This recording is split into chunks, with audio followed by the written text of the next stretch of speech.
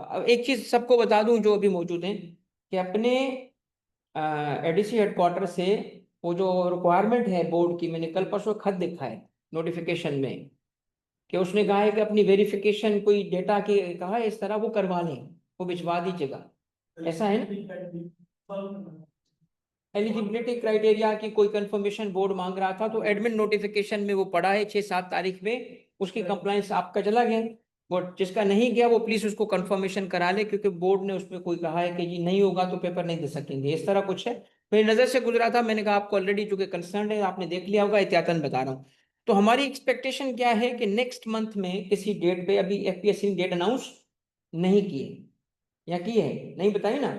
Normally FPSC time ज्यादा लेता है, वो कहते हैं कि जी हम, मगर हम तैयारी 30 दिन के हिसाब से ही कर रहे हैं, ताकि कुछ भी हो आपको अगले महीने के फर्स्ट वीक तक। और अगर मुझे टाइम मिल जाएगा, क्योंकि अगर एफपीएससी ने डेट नहीं दी तो मैं और टाइम दूंगा आपको। तो मेरा ये नहीं है कि मैं बस आपको अपना काम पूरा नहीं, मैं आपको और प्रैक्टिस करवाऊंगा और पढ़ाऊंगा। हमें अगर टाइम मिल जाता है, नहीं मिलता, देखिए हमने एक बेसिक उसूल सीखा है, वो है हाई कोर्ट में केस कैसे प्रेजेंट करते हैं। तो हमारे सीनियर्स ने सिखाया कि अगर ऑनलाइन बेटा आवाज की कंफर्मेशन मुझे दे दीजिएगा, आवाज सबके पास ठीक है।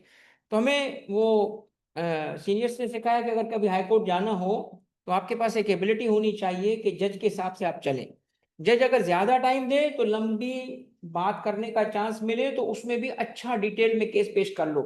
और अगर कभी जज टाइम ना दे तो कम टाइम में भी अच्छा केस पेश कर लो।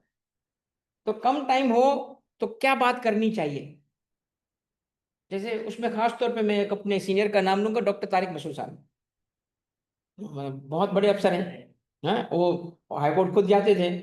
तो एक दफा वापस आए हाई कोर्ट से, वो कहीं से ना, वो उनको अपोजिंग पार्टी के वकील ने ऑब्जेक्शन रेज कर दिया कि ये नहीं बोल सकते, इनके वकील को बोलना है, ये नहीं बोल सकते। तो वो वापस आए, कहते तूने, वो हम करके बोल करते थे, हम, हमें नहीं बोलने दिया तूने, तो जल्दी से किताबें निकालो, ये कहाँ लिखा है कि हम नहीं बोल सकते, कोर्ट में हम नहीं बोल सकते। तो मुझे बैठाया, सबको बैठा, हम ढूंढ रहे हैं कहाँ पे इजाजत है कहाँ पे नहीं, एनीवे। तो उनसे जो चीज सीखी कि अगर कम टाइम हो तो क्या बात करनी चाहिए, ज्यादा टाइम हो तो कैसे बात करनी चाहिए। तो मैं आपको कम टाइम में भी पढ़ा सकता हूँ, ज्यादा टाइम में पढ़ा सकता हूँ। अभी मैं कम टाइम के हिसाब से जा रहा हूँ, मगर हमें अगर ज्यादा टाइम मिला तो मैं और आपको टाइम दूंगा, ठीक है, ताकि आपको और अच्छी, जितना हो सके अच्छी तैयारी करें। तो इसीलिए आज की जो क्लास है और हम आगे लेके चल रहे हैं चीजों को, तो मैं असाइनमेंट्स थोड़े टाइम के लिए, अभी आपको असाइनमेंट कल बैक टू बैक सारी मिल जाएंगी। मैं पब्लिक भी कर दूंगा, मैं इनकी बात खैर नहीं सुनूंगा अपनी एडमिन की, मगर देखते हैं कितना वो मुझे तंग करते हैं। तो कुछ चीजें ऑब्वियसली रिस्ट्रिक्ट वो करना चाहते हैं, क्योंकि उनको पब्लिक वो नहीं करना चाहते, ऑब्वियसली इदारा भी इनको चलाना है। अच्छा मुझे काइंडली बताइएगा कि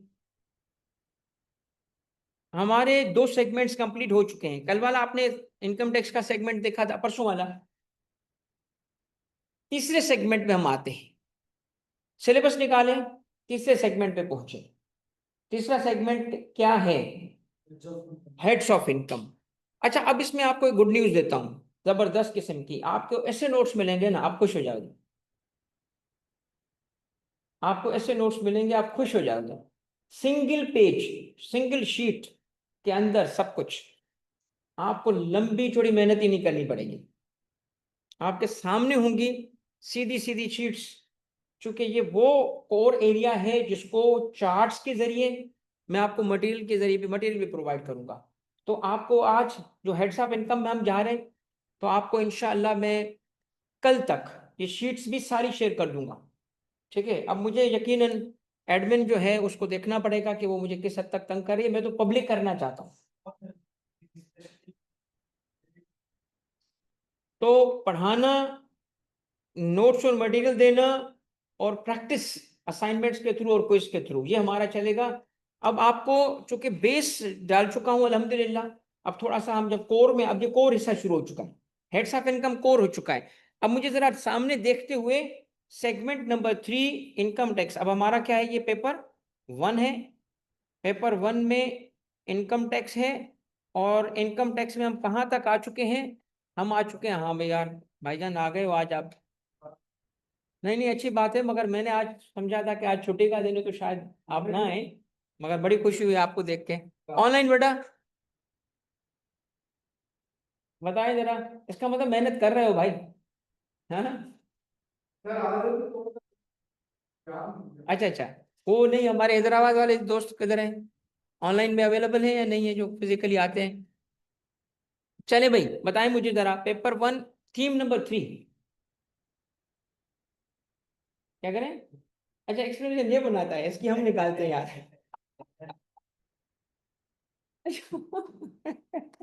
अच्छा भाई बताएं जरा, थ्री थ्री टॉपिक भाई, टॉपिक 3 क्या है जरा देखें। Heads of income, okay, heads of income 5 है, यही लिखा है। सिलेबस, सिलेबस देखिए, सिलेबस, सिलेबस एग्जैक्ट सिलेबस के मुझे अल्फाज चाहिए आपसे, ऑनलाइन एग्जैक्ट सिलेबस देखो क्या है। Salary, okay salary. दूसरा, income from property, income from business. वो बिजनेस में ही डेप्रिसिएशन एक टॉपिक है।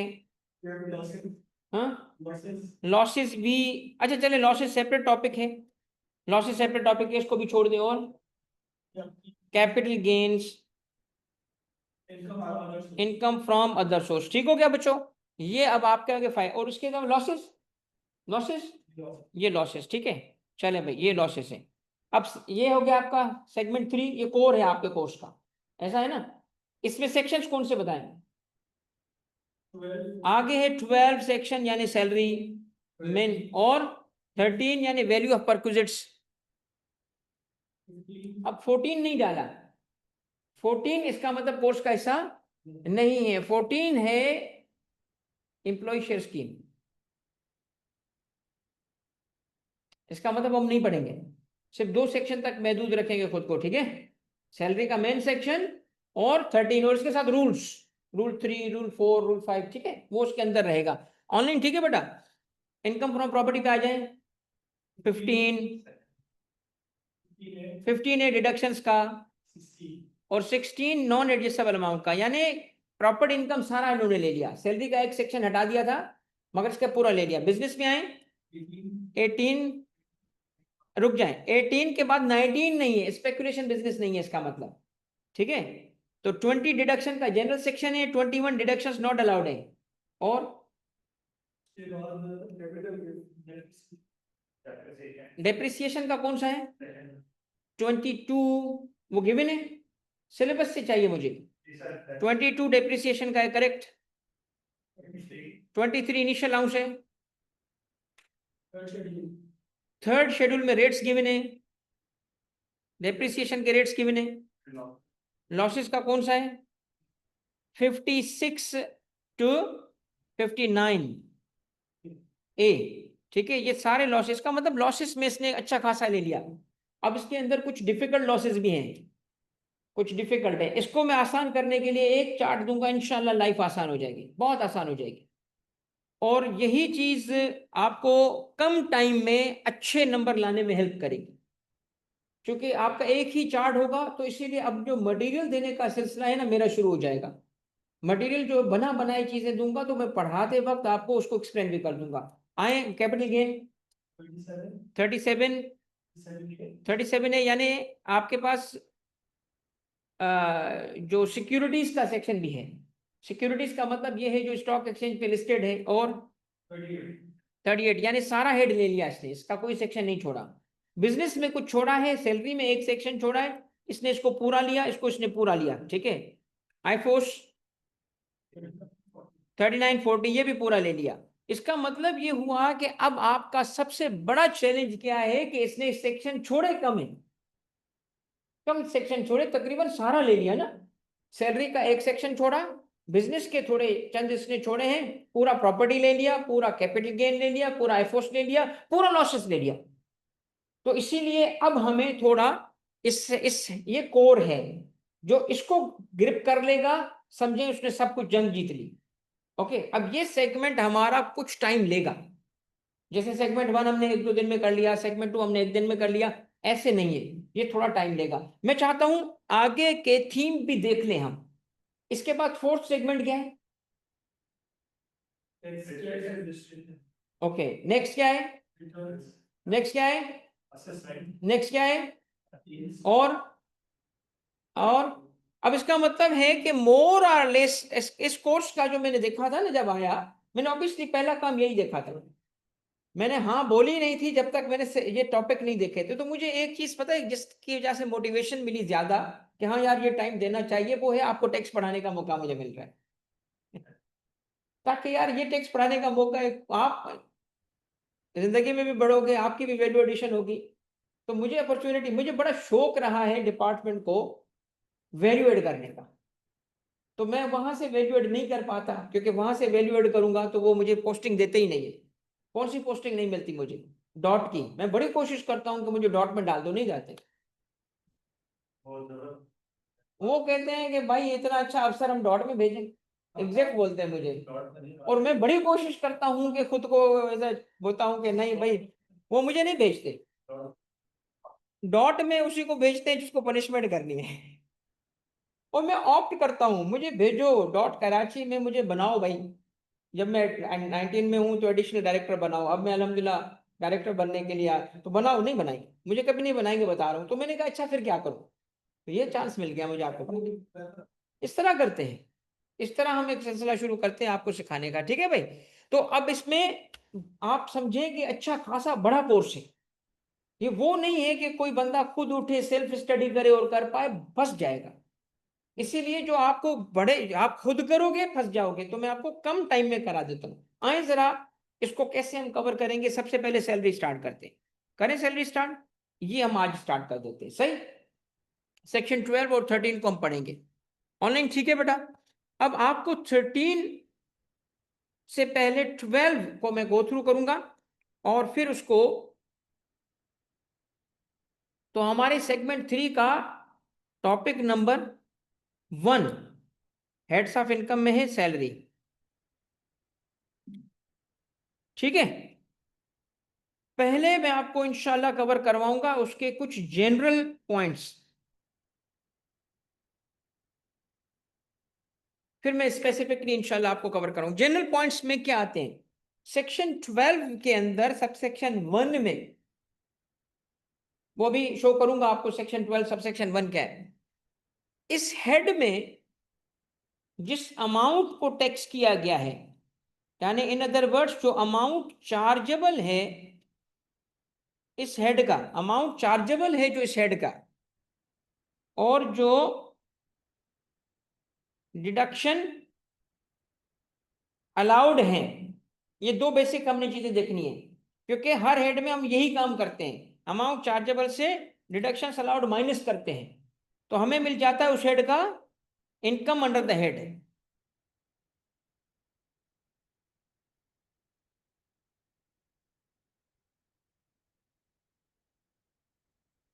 क्या मिल जाता है हमें? Income under head. आप मुझे खुद बताएंगे इसके बारे में, ये रूल कैसे कहां तक अप्लाई होता है। इसमें सिर्फ इस हद तक अप्लाई होता है कि अमाउंट चार्जेबल तो इस हेड में है, इस हेड में कोई डिडक्शन अलाउड नहीं है। तो पहला पॉइंट क्या है, सैलरी में डिडक्शन फिर भी नहीं है, रिडक्शन है। वो रिडक्शंस हैं, डिडक्शंस नहीं है। रिडक्शंस बहुत सारी हैं कि जो टोटल अमाउंट का इतने % ले लो, वो रिडक्शंस हैं। डिडक्शन एक्सपेंस को बोलते हैं, एक्सपेंस कोई नहीं है। तो पहला एमसीक्यू, पहला पॉइंट क्या बना कि सैलरी में expenditure incurred to derive salary allow नहीं होता इज डिडक्शन। यानी expenditure incurred to derive salary is not allowed as deduction। ठीक हो गया बच्चों? अरे यार मैं बच्चों बोलूंगा, टेंशन नहीं लेना भाई। बच्चों बच्चों, हाँ सही है, ऑनलाइन ठीक है बेटा। एक्सपेंडिचर इनकर्ड टू ड्राइव नहीं होगा, तो इसमें एमसीक्यू बनेगा ना, किस हेड में डिडक्शन नहीं होती सैलरी में? किस चीज की डिडक्शन? एक्सपेंडिचर की। अब इसको प्रैक्टिकली पूछेगा ना तो एक केस देगा, Salman is working as manager इसने इतना कमाया, इतना खर्चा किया, बताओ इनकम क्या है, तो हम कहेंगे टोटल इनकम, वही इसकी इनकम है, यही इनकम है इसकी। हाँ, तो एक्सपेंडिचर इग्नोर हो जाएगा, ठीक है। अच्छा, अब अमाउंट चार्जेबल में क्या है, किस चीज को टैक्स किया गया है, उसे टैक्स किया गया है जिसका नाम है सैलरी, और वो डिफाइंड है सेक्शन 12 सब सेक्शन 2 में। डिफाइन भी कर दिया गया उसको कि सैलरी में क्या क्या आएगा। तो पहला पॉइंट क्या है कि इस हेड में किस अमाउंट को टैक्स किया गया, सैलरी को टैक्स किया गया। किस अमाउंट को टैक्स किया गया, सैलरी को टैक्स किया गया, ठीक है।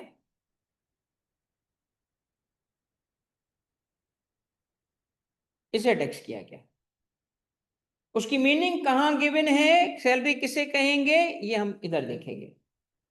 दूसरा पॉइंट हमने क्लियर करना है और वो ये है, दूसरा ये है कि जब हम इनकम की बात करते हैं तो वहां अकाउंटिंग मेथड भी आ जाता है, अक्रूवल और कैश।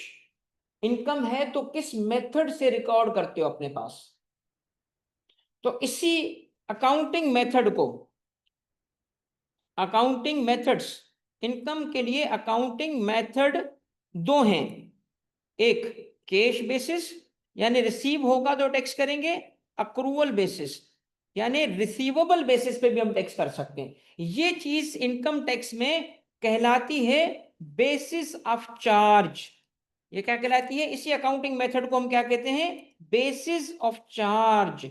तो दूसरा पॉइंट हमें पता होना चाहिए कि सैलरी का बेसिस ऑफ चार्ज क्या है, यानी इनकम को टैक्स किस मेथड से करेंगे हम, रिसीवेबल बेसिस पे या रिसीव्ड बेसिस पे, रिसीव्ड बेसिस पे। सैलरी को रिसीव्ड बेसिस पे टैक्स किया गया है, रिसीव्ड बेसिस पे।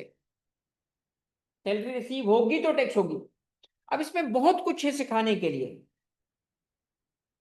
अब सबसे इंपॉर्टेंट वर्ड आ रहा है रिसीव्ड, ये है सबसे important word, in a tax year. किस बेसिस पे टैक्स किया गया है भाई इसको, received in a tax year. हाँ, received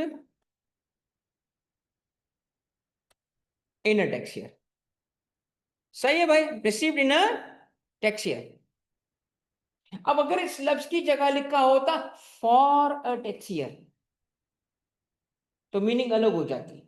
received for a tax year और received in a tax year में फर्क क्या है, इसकी एग्जांपल देता हूं आपको। एग्जांपल ये है इसकी, एग्जाम्पल 1, आपको मैं क्या एक्सप्लेन कर रहा हूं इस वक्त, क्या टॉपिक आप पढ़ रहे हो, आप पॉइंट ये पढ़ रहे हो, basis of charge. Basis of charge किसे कहा जाता है, अकाउंटिंग मेथड को। बेसिस ऑफ चार्ज हमें क्या बताया गया है, रिसीव्ड बेसिस बताया गया है। यानी एक और एमसीक्यू आ सकता है, सैलरी रिसीवेबल बेसिस पे टैक्स होता है, करेक्ट के इनकरेक्ट, इनकरेक्ट, क्योंकि सैलरी रिसीव्ड बेसिस पे टैक्स होता है। मगर अब ये तो था ऑर्डिनरी लर्निंग, अब हम आते हैं डीप लर्निंग। वो क्या थी कि रिसीव्ड पे नहीं रुको, received in a tax year लिखा है। अब मुश्किल जब सवाल बनाएगा तो ये आएगा, कैसे, ये देखें एग्जाम्पल 1। एग्जाम्पल 1 ये है कि हमारे पास है एक ए, मिस्टर ए, और उसकी मंथली सैलरी बनती है 1 लाख रुपए। Okay, tax year 2025, tax year 2025 का मतलब हुआ 30 जून 25 पे जो एंड हुआ, सही है ना, ये तो पढ़ चुके हो। इससे रिसीव होता है, कितना रिसीव होना चाहिए था, 12, इससे रिसीव होता है 16 लाख रुपए।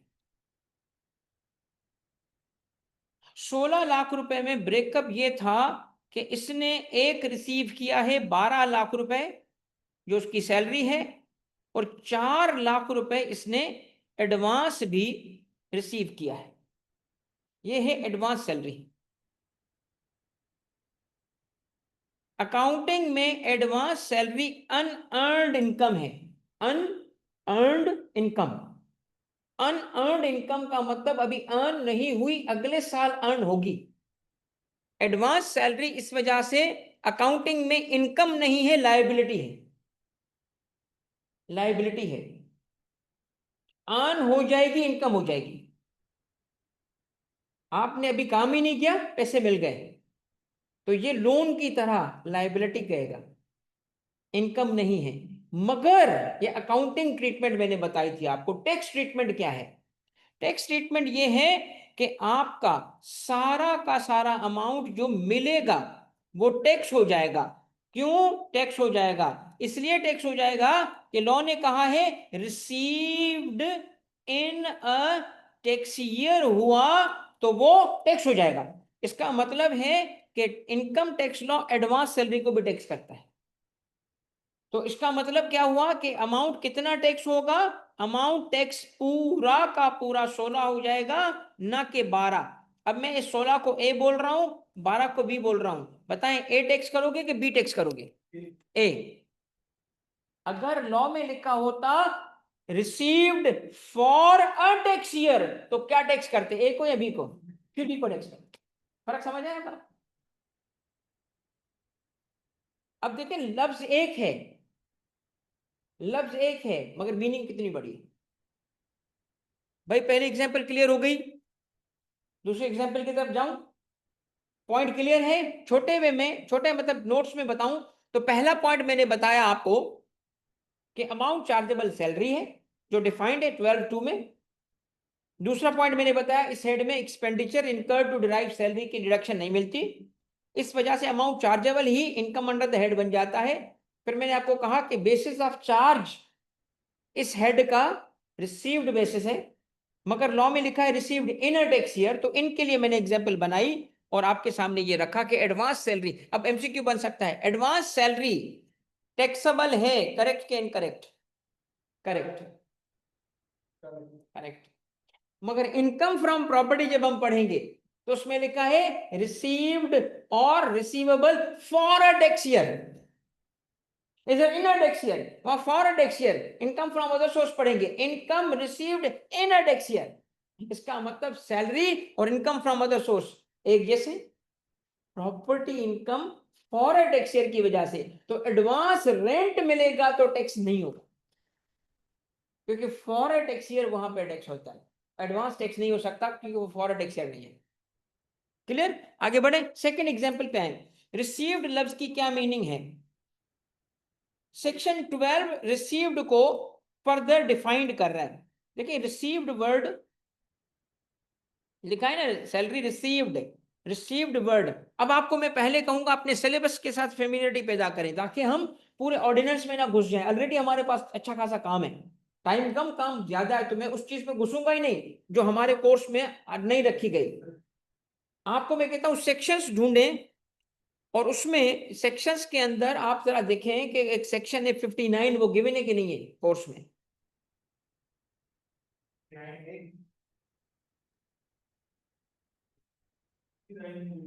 है?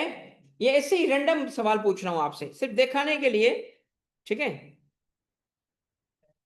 है ना? ये इसका ताल्लुक नहीं है मेरी बात से, ये जो भी बात कर रहा हूं इससे मेरा ताल्लुक नहीं है, ये सेक्शन रेलिवेंट नहीं है मेरी बात के लिए, ठीक है? 69 चेक करें है कि नहीं है? 69 नहीं है, ओके।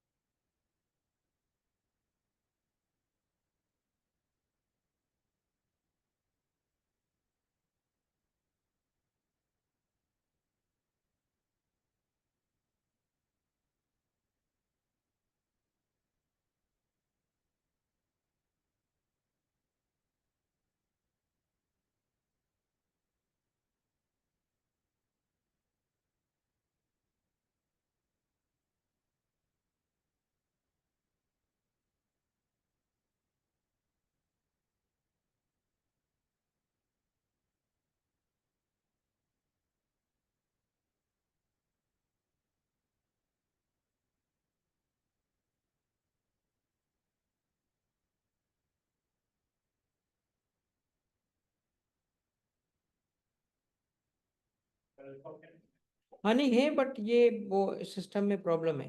मेरे पास ये जो सिस्टम है ना, इसमें लगा हुआ ये पीडीएफ, वो सर्च में इससे 3 गुना टाइम ले लेता है। अब चूंकि इसमें इतना कुछ इनका मटेरियल है ना कि वो फिर छेड़ते नहीं है इसको, मुझे कहते हैं काम निकालो। मैंने कहा चलो जब तक आप सिस्टम में से शिफ्ट करें डेटा। हाँ मैं बताता हूँ, मैं असल में सेक्शन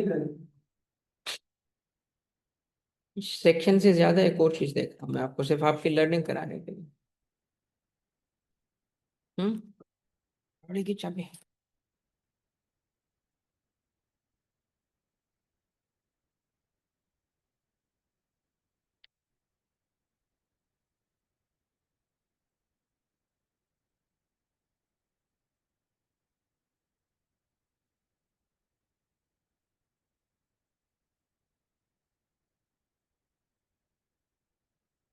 ये ये जरा आपको सेक्शन से ज्यादा बताना था, ये चैप्टर दे कोर्स में है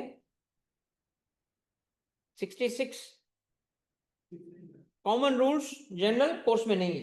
तो मैं आपको यहाँ नहीं लेके जा रहा, मगर आपकी वैसे अपनी लर्निंग के लिए एक बात बता रहा हूँ बस, मुझे इस पे बात नहीं करनी। क्या ये देखिएगा जरा, ये वो सेक्शन है जिसको कॉमन रूल्स कहा गया है चैप्टर को। इसका ताल्लुक पूरे ऑर्डिनेंस से, हर इनकम से, हर किस्म की इनकम से इसका ताल्लुक है। ठीक है, हर किस्म के हेड से इसका ताल्लुक है, क्योंकि उसको क्या बोला कि कॉमन रूल्स। तो कभी आपको टाइम मिले इस टेस्ट के बाद इसको जरूर देखिएगा।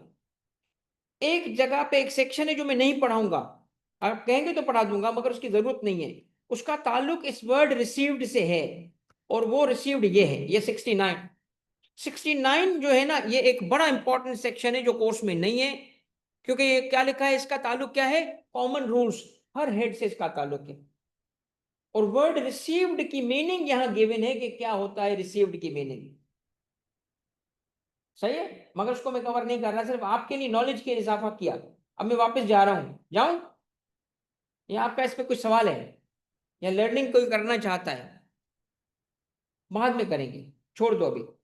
मगर इतना जरूर है कि अपनी लर्निंग के लिए लिख लो, तो कि वर्ड जहां रिसीव्ड लिखा होगा मीनिंग 69 में गिवन है। ओके, चलो वापस आ जाओ। अब आए रिसीव्ड वर्ड की मीनिंग, सेक्शन 12 में भी गिवन है, 12 में भी गिवन है। अब इसका मतलब हम प्योर कोर्स पढ़ रहे हैं, 12 पढ़ रहे हैं, 12 के अंदर लिखा है कि कब माना जाए कि सैलरी रिसीव हुई, कब माना जाए कि वो पेड हुई। अब देखिए वो क्या कहता है कि एक तरफ है एम्प्लॉयर, दूसरी तरफ है एम्प्लॉई। अगर एम्प्लॉई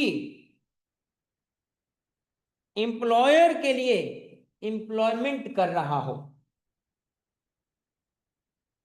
एम्प्लॉई एम्प्लॉयर के लिए एम्प्लॉयमेंट कर रहा हो, और उस एम्प्लॉयमेंट की वजह से, किसकी वजह से, एम्प्लॉयमेंट की वजह से अगर उस एम्प्लॉय को अमाउंट मिला, वो उसकी सैलरी। इसका मतलब किसी और रिलेशनशिप में अमाउंट मिला, वो सैलरी नहीं है। हर वो अमाउंट, हर वो बेनिफिट जो किस वजह से मिले, एम्प्लॉयमेंट की वजह से मिले, तो सैलरी है। अब मिसाल ले लें, एक सेठ साहब है, उसका बेटा मार्केटिंग को देखता है, तो उसको मार्केटिंग की वजह से, जॉब की वजह से जो अमाउंट और बेनिफिट्स मिलेंगे वो सैलरी है। मगर बेटा होने की वजह से जो मिलेंगे वो सैलरी है। बेसिक उसूल मैंने आपको बता दिया। और बेसिक उसूल क्या है, दो पर्सन्स के दरमियान एम्प्लॉयर एम्प्लॉई रिलेशनशिप का होना, एम्प्लॉयर एम्प्लॉई रिलेशनशिप का होना। ये अब आपका सैलरी का सबसे इंपॉर्टेंट पार्ट शुरू हो रहा है, कि सबसे पहली प्री कंडीशन है दोनों के दरमियान एम्प्लॉय एम्प्लॉय रिलेशनशिप होना, और इस रिलेशनशिप में अमाउंट या बेनिफिट मिले। अब सुनिएगा, अब दूसरा पॉइंट।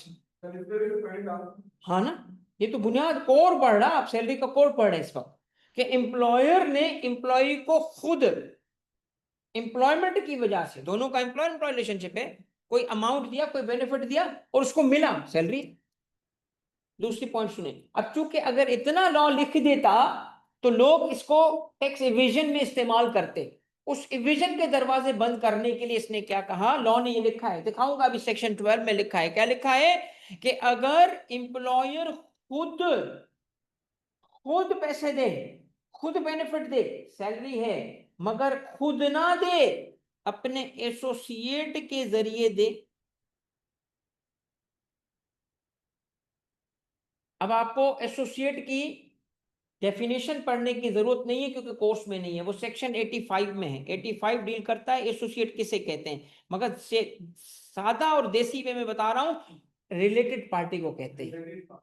रिलेटेड पार्टी आपस में दो रिलेटेड है, तो रिलेटिव्स होना, होल्डिंग और सब्सिडरी कंपनी होना, ये रिलेटेड पार्टी से। इसका मतलब है कि अगर वो बेनिफिट किसने दिए, एम्प्लॉयर के एसोसिएट ने दिए, तब भी कहा जाएगा रिसीव हो चुका है और सैलरी में टैक्स होगा। ठीक है भाई।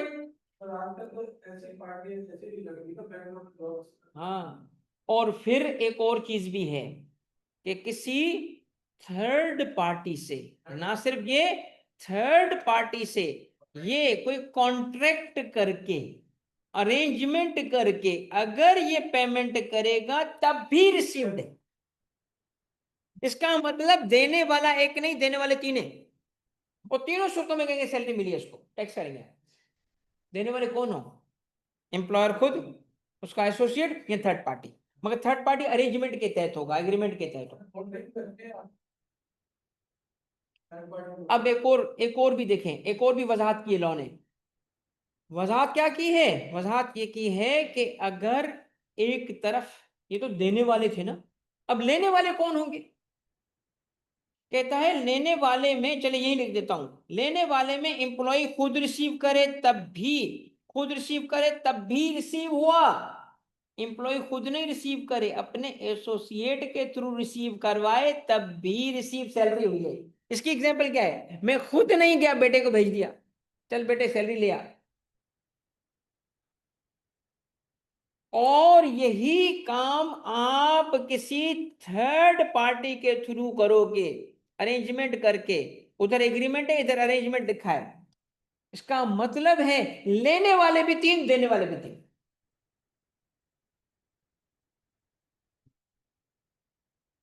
हर केस में क्या समझा जाएगा, सैलरी रिसीव हो गई, हो गई तो क्या कहा जाएगा, टैक्स होगी। क्यों, ये देखें, रिसीव होगी तो टैक्स होगी।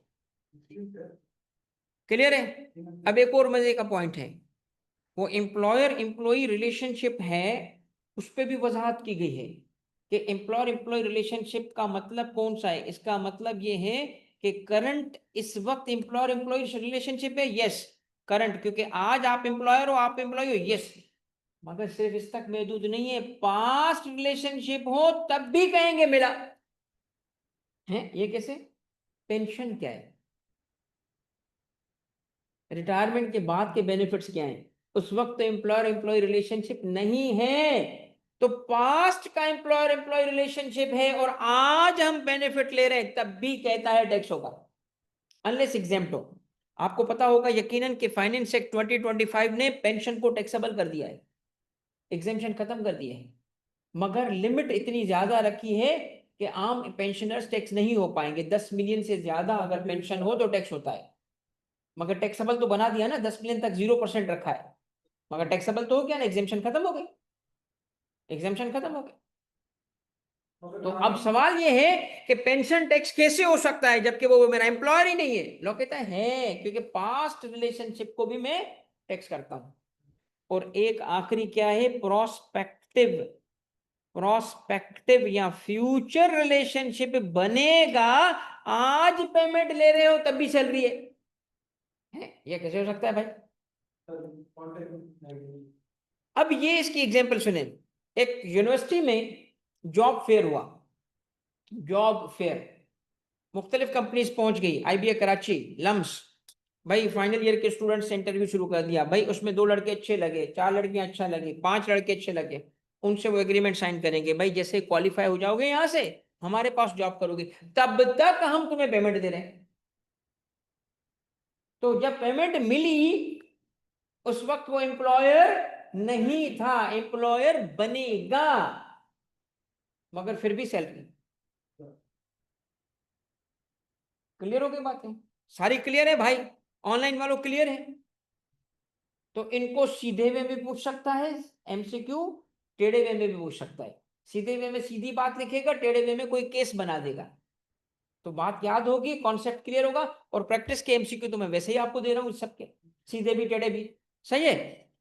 चले भाई, अब हम आगे जाते हैं थोड़ा सा स्टेप। जी देखते हम क्या कर रहे हैं कवर, जनरल पॉइंट्स कवर करें अभी तक, जनरल पॉइंट्स कवर हो रहे हैं अभी तक। टॉपिक 1 ही है अभी, सैलरी चल रहा है, उसके जनरल पॉइंट चल रहे हैं। पहला जनरल पॉइंट क्या था? इस साइड में सैलरी को टैक्स किया गया है, एक्सपेंडिचर उसको अर्न करने के अलाउ नहीं होते।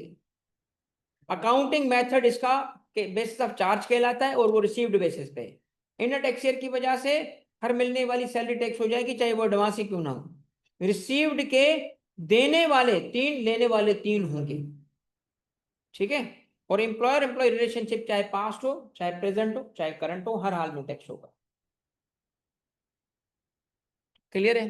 अब हम आते हैं स्पेसिफिक नेक्स्ट पॉइंट की तरफ। और वो नेक्स्ट पॉइंट ये है कि सैलरी को जब सेक्शन 12 सबसेक्शन 2 डिफाइन करता है तो कैसे इसकी डेफिनेशन देता है। अब डेफिनेशन को आपने इस तरह याद नहीं करना, मगर मैं आपके लिए आसान बनाने के लिए उसकी क्लासिफिकेशन बना देता हूं। सबसे पहले सैलरी को मैं डिवाइड करूंगा, या आपको ग्रिप देने के लिए, क्योंकि ऑब्वियसली मैं इस सब्जेक्ट का अल्हम्दुलिल्लाह पाकिस्तान का इस वक्त शायद सबसे बेस्ट टीचर हूं। और ये कैसे बने पता है क्यों? क्योंकि ये काम किया, स्टूडेंट माइंड समझा यार ये ग्रिप कैसे कर पाएगा, उसके लिए चीजें बनाई, टूल्स बनाए। तो वन ऑफ द टूल ये है जो अभी मैं आपको देने वाला हूं, कि आपको मैक्रो लेवल पे पहले पिक्चर बनाओ, फिर माइक्रो लेवल पे जाओ। सीधा सीधा माइक्रो में नहीं फंसाओ, जब माइक्रो में डिटेल में फंस जाएगा वो माइंड नहीं हैंडल करता, फिर कहता है बोरिंग है, वो मेहनत ही नहीं करता, छोड़ देता है। तो पहले मैक्रो लेवल पे ला रहा हूं। पहले हम आते हैं फर्स्ट कैटेगरी को, मैं बोल रहा हूँ कोर अमाउंट्स। कोर अमाउंट्स ये कैटेगरी है, इसमें एक लिस्ट आएगी, मगर इतना बता दूं कि इसमें जो भी लिस्ट आएगी वो फुली टैक्सेबल है। क्या है? तो लाइफ आसान हो गई, फुली टैक्सेबल। इसमें लिस्ट में जो भी मैं डालूंगा फुली टैक्सेबल होगा। अभी मैं आपको चार्ट भी दिखाता हूं। कोर अमाउंट के बाद सैलरी की सेकंड क्लासिफिकेशन मैंने बनाई है, क्लासिफिकेशन उसकी डेफिनेशन को देखते हुए। सेकंड ये है कि सैलरी में सेकंड चीज आती है जिसको हम कहते हैं अलाउंसेस। आप सब फैमिलियर अलाउंसेस के साथ, मगर अलाउंस के साथ खुसूसियत क्या है, अब इसकी टैक्सेबिलिटी तो बाद में पढ़ेंगे। मगर अलाउंस में 2 खास बातें हैं। एक, जिस पर्पस के लिए वो अलाउंस मिलता है वो उसके नाम में होता है। Convince allowance, medical allowance, house rent allowance, performance allowance, जिस पर्पस के लिए मिलता है वो उसके नाम में होता है, वो पर्पस उसके नाम में होगा। और ये अमाउंट, ये जो अलाउंसेस है ना, ये काइंड के नहीं, कैश के बेनिफिट्स हैं, मनी है। काइंड नहीं है, मनी है। व्हेन वी से कन्वेंस अलाउंस, गाड़ी नहीं मिली, पैसे मिले। मेडिकल अलाउंस, बेनिफिट नहीं, पैसे मिले। वर्ड अलाउंस मीन्स पैसे, कैश। इसके बाद तीसरी कैटेगरी कहलाती है परक्विजिट्स। अब आपके कोर्स में जो उसने सेक्शन 13 रखा है वो इसके लिए लिखा है परक्विजिट, परक्विजिट्स, परक्विजिट्स। ये परक्विजिट्स क्या है? ये सेक्शन 13 पूरा इसकी वैल्यू करने पे है, वैल्यू करने पे। सब सेक्शन 3 से स्टार्ट होता है वैल्यू, 3 से लेके वो वैल्यूएशन बताता है। गाड़ी मिली तो क्या करेंगे, यानी इसमें पैसे नहीं मिल रहे, बेनिफिट मिल रहा है। Car, house, interest free loan. ठीक है? इस तरह एक लिस्ट आएगी, वो उस वक्त ही देखेंगे। ये वैल्यू करेंगे हम पहले। क्यों? ये सारे बेनिफिट्स आप देखोगे कि काइंड के हैं। तो इसको समझने के लिए पहले स्टेप हम क्या करेंगे, इन काइंड के बेनिफिट्स को मोनेटाइज करेंगे। यानी टेक्निकली हम उसको लॉ में बोलते हैं वैल्यूएशन करेंगे। पहले वैल्यू निकालेंगे और वैल्यू गिवन कहां है, सेक्शन 13 और कुछ रूल्स, रेड विथ रूल 4 और 5, रूल 4 एंड 5। जब ये पढ़ लेंगे तो हमें वैल्यू पता चल जाएगा। जब वैल्यू पता चल जाएगा तो उसके बाद हम इसकी टैक्सेबिलिटी देखेंगे कि फुली टैक्सेबल है या नहीं। मगर आपको सैलरी अब ग्रिप में आना शुरू हो जाएगा। क्यों? क्योंकि सारा सैलरी तोड़ के क्लासिफिकेशन कर दी मैंने।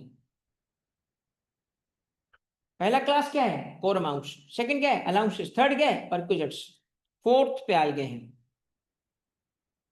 फोर्थ में री इम्बर्समेंट का केस आता है। रीइंबर्समेंट ऑफ एक्सपेंसेस, एम्प्लॉय ने अपनी जेब से खर्चा किया और वो पैसे वापस ले लिए एम्प्लॉयर से। रीइंबर्समेंट इसको भी हम देखेंगे सैलरी में ऐड होता है। कैसे?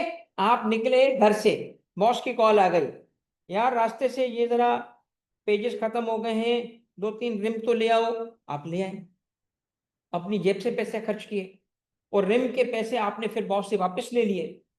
क्योंकि सर ऑफिस के काम के खर्च हुए तो आपको जो पैसे दे रहा है सैलरी नहीं है, मगर आपने अपने घर का खर्चा किया, वो एम्प्लॉयर ने रीइंबर्स कर दिया, ये सैलरी है। इसका मतलब मेडिकल का खर्चा, इसका मतलब एक्सपेंस पर डिपेंड करता है किस पे हुआ, खुद पे हुआ या ऑफिस पे हुआ। खुद पे हुआ ये सैलरी हो जाएगा। तो आप ऑफिस का खर्चा है ना, वो पैसे वापस भी होंगे तभी सैलरी थोड़ी होगा, तभी सैलरी थोड़ी होगा। ये अच्छे तरीके से ग्रिप कर ले क्योंकि इन्हीं में से एमसीक्यू बनेंगे, देख लीजिएगा। और अब आता है रिटायरमेंट बेनिफिट्स। रिटायरमेंट के वक्त मिलने वाले अमाउंट्स मसलन कौन से, प्रोविडेंट फंड, ग्रेच्युटी, पेंशन, इनकी टैक्स ट्रीटमेंट क्या है ये सीखी जाएगी। और आखिर में कुछ ऐसे अमाउंट्स हैं जिनको मैंने अलग कैटेगरी में डालने के बजाय स्पेशल अमाउंट्स बोला, क्योंकि वो किसी न किसी हवाले से यूनिक थे। जैसे एक एग्जांपल है गोल्डन हैंडशेक।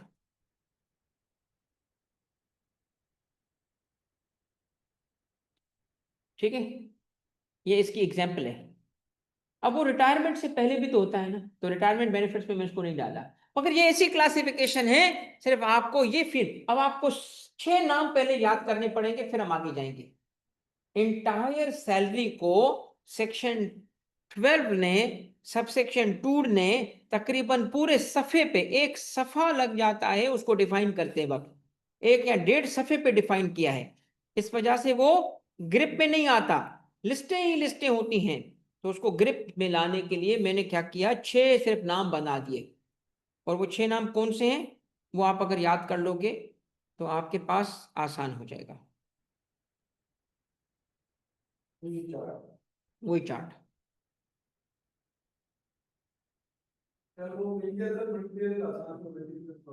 वो आज ही दे दूंगा मुझे, वो मैं दिखा देता हूँ आपको, अभी दिखा मैं आपको अभी दिखा देता हूँ, आपको नजर आ जाएगी सारी चीजें इसकी बनी बनाई हैं। ये आज आपको सिर्फ थोड़ा सा उसमें मैंने कुछ चेंजेस करनी है। ये देखिए, ये सैलरी की डेफिनेशन है, ये देखें सैलरी का हेड है, सब सेक्शन 1 पढ़ते हैं, अब थोड़ा सेक्शन को भी पढ़ लेते हैं। एनी सैलरी रिसीव्ड, वर्ड आ गया रिसीव्ड, तो बेसिस ऑफ चार्ज मिला, कौन सा अमाउंट टैक्स हो रहा है, वर्ड सैलरी टैक्स, तो सैलरी वर्ड यूज हुआ, तो अमाउंट कौन सा, सैलरी, कौन सी salary, received by an employ, फिर इन वर्ड आ गया, इन अ टैक्स ईयर। वही बात है जो मैंने पढ़ा दी आपको। Other than salary exempt, exempt किसी हेड में नहीं जाता, पहले हम जानते हैं। Shall be chargeable to tax under the head salary, इसका मतलब दोनों चीजें इसमें मौजूद हैं जो बेसिक जनरल पॉइंट्स मैंने बताए। सबसेक्शन 2 क्या कहता है, salary means amount received by an employee from any employment, employment की वजह से मिले, वेदर रेवेन्यू और कैपिटल नेचर। अगर गाड़ी यूज के लिए दे दी जाए लैपटॉप ओनरशिप में दे दिया जाए, मोबाइल फोन हैंडसेट दे दिया जाए, ये कैपिटल नेचर का बेनिफिट है। पैसे मिले, रेवेन्यू है, तो चाहे किसी भी नेचर का हो वो सैलरी हो जाएगा। अब देखिए इसने क्या किया, ये उसके बाद इसने ये देखें लिस्ट बनाना शुरू कर दी। ये क्लॉज ए, इस क्लॉज ए को मैं कोर अमाउंट बोलता हूं। सबको मैंने कोर अमाउंट बोला है। कोर क्यों? ऐसे पैसे तो सबको ही मिलते हैं। क्लॉज बी परक्विजिट है, मगर परक्विजिट की लिस्ट यहां गिवन नहीं है। कन्वर्टेबल इनटू मनी और नॉट, ये मैं पढ़ाऊंगा, एक एक चीज पढ़ाऊंगा, ये नहीं कि मैं सिर्फ अभी शो कर रहा हूं, मैं सिर्फ आपको आइडिया दे रहा हूं। कन्वर्टेबल इनटू मनी का मतलब आपको बॉन्ड्स मिले, जाओ मार्केट में बेचो, पैसे आ जाएंगे। ड्राइवर मिला, ड्राइवर को तो नहीं बेच सकते ना। गाड़ी मिली, नहीं बेच सकते, तो नॉट कन्वर्टेबल इनटू मनी, मगर बेनिफिट उसका भी है। फिर क्या है? अलाउंसेस, ये सारे अलाउंसेस इसमें आ गए। उसके बाद क्या है? अलाउंसेस के बाद एक्सपेंडिचर इनकर्ड, रीइंबर्समेंट का केस है। उसके बाद ये अमाउंट कुछ प्रॉफिट्स इन न्यू बेनिफिट्स है। इन सबको मैंने ऐसे क्लासिफाई किया सबको, ये 150 को क्लासिफाई किया कि आपको सिर्फ अब 6 नाम याद रखने हैं, तो सैलरी ग्रिप में आना शुरू हो जाएगी। और उसकी एक एक एंट्री फिर मैं आपको दोबारा एक एक एंट्री कवर करवाऊंगा, तो पूरा का पूरा हेड आपके ग्रिप में आ जाएगा। बताइएगा क्या है ये, कितने अमाउंट है ये? फिक्स कौन से? कोर अमाउंट्स, अलाउंसेस, परकुलर्स, अलग अलग कैटेगरी है कि नहीं है? है ना। कोर अमाउंट वो जो हर हर केस में होता है, कॉमनली हर सैलरी में मौजूद होता है, कोर है, वो तो हर केस में होगा। कोर अलाउंस कैश में मिलता है, नाम भी होता है। परक्विजिट्स काइंड के बेनिफिट्स हैं। रीइंबर्समेंट अलग कैटेगरी, रिटायरमेंट अलग है, स्पेशल अमाउंट्स अलग है। सही है,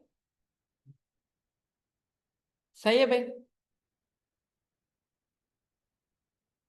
अच्छा एक काम मैं आपको बताऊं, देखें, नोटिंग कोई नहीं छोड़े, अपनी नोटिंग जरूर कीजिएगा। ऐसा ना हो कि मेरा मटेरियल देख के जो नोटिंग का आदि है वो नोटिंग छोड़ दे, जो नहीं आदि ना करे। जिसको लिखने की आदत नहीं है अपने हिसाब में उससे जाइएगा। जो नोटिंग करता है करता रहे, क्योंकि जो मटेरियल मैं आपको देने वाला हूं ना, वो इतना अच्छा है कि आपको लगेगा मुझे नोटिंग नहीं करनी चाहिए, मगर फिर भी कीजिएगा। इसकी वजह बताऊं, जब आप नोटिंग करते हो ना तो माइंड पे प्रोसेसिंग वो भी तो सीख रहे हो, लिंक बन रहे होते हैं, वो चीज पुख्ता हो रही होती है। आप अपने हिसाब से, हर बंदा अपने हिसाब से जाए, मगर मटेरियल को देख के आप आए। जरा मैं आपको अपना मटेरियल शो करता हूँ, और उसमें मैं आपको इंशाल्लाह एक ऐसा मटेरियल देने वाला हूँ जिसमें आपके सैलरी, ये एक मास्टर शीट्स है मेरी इंटायर कोर्स की, उसमें ये सैलरी की मास्टर शीट में आपको शो करता हूँ। जरा इसको आप देखेंगे तो आपको सारा का सारा, मगर इसको थोड़ा मैंने आपके कोर्स के हिसाब से अमेंड करना है। और अगेन यही बात है कि ये मैंने अभी नहीं बनाई, ये मेरी इसमें सालों की मेहनत है यार। ये जो मैं 15-20 साल से पढ़ा रहा हूँ ना, वो उसकी मेहनत है। ये आप कोई नहीं समझे कि मैंने अभी कोई बनाई है, ये मेरी बनी हुई थी, तो मैंने हिम्मत की कि चलो यार कोर्स पढ़ा लो, क्योंकि काम तो मेरा किया हुआ है ना। ये हाँ, ये बात इसी तरह है कि आपको अब इजीली वो चीजें, मगर थोड़ा मैं इसको एडजस्ट कर रहा हूं। ये देखें, ये इंटायर का सैलरी, ये वही चार्ट है जो मैं आपको बनवा रहा था, देख रहे हो? ये एक कोने में आपका सारा कुछ आ गया। वो जनरल पॉइंट्स, ये देखें, ये जनरल पॉइंट्स भी लिखे हुए हैं।